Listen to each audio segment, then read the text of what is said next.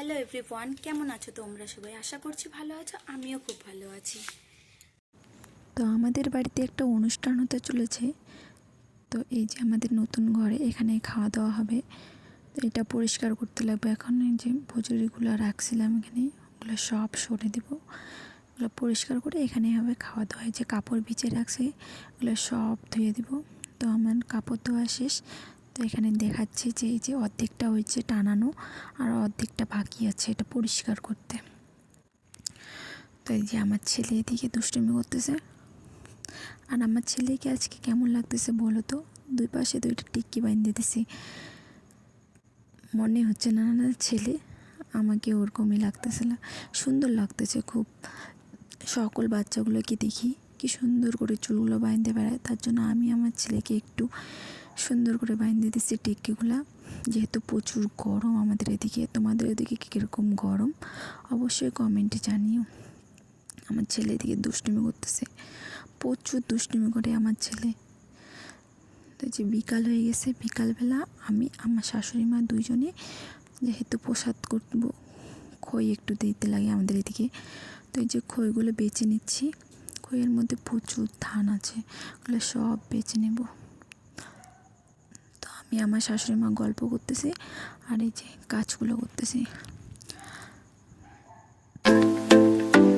দুজনে মিলেমিশে করলে তাড়াতাড়ি হবে। যেহেতু বেশি দিন নাই, পূজাটা কালকে বাদে পরশু দিনে পূজা, তার জন্য ভাবতেছি যত তাড়াতাড়ি কাজগুলো করতে পারি তত বেশি ভালো হয় আমাদের পক্ষে। জানি না কালকে আবার আর নতুন করে কী কাজ বেড়ে যাবে, তার জন্য ভাবলাম আজকে সব কাজ করে রাখি যতদূর পারি। তো তার জন্য বসে পড়েছি গল্প করতে করতে।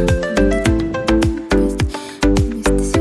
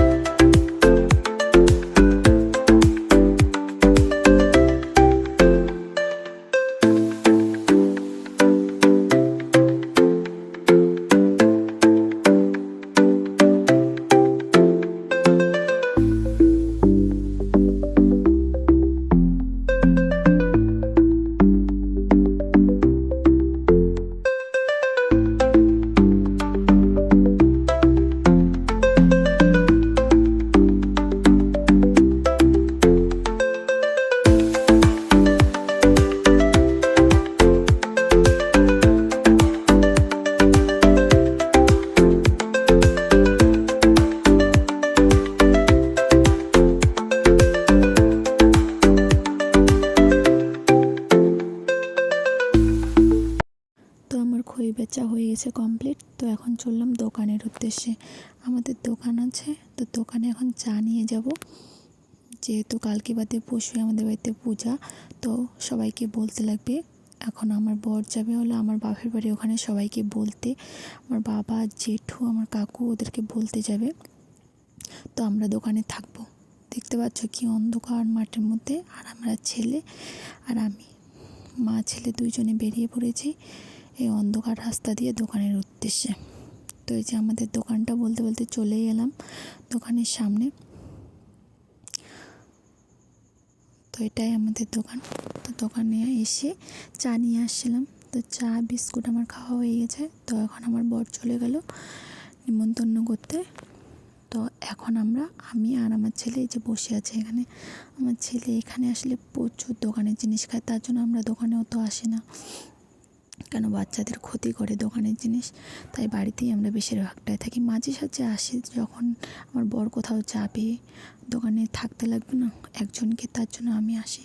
তো ভিডিওটা কেমন লাগলো অবশ্যই কমেন্টে জানিও। Bye bye.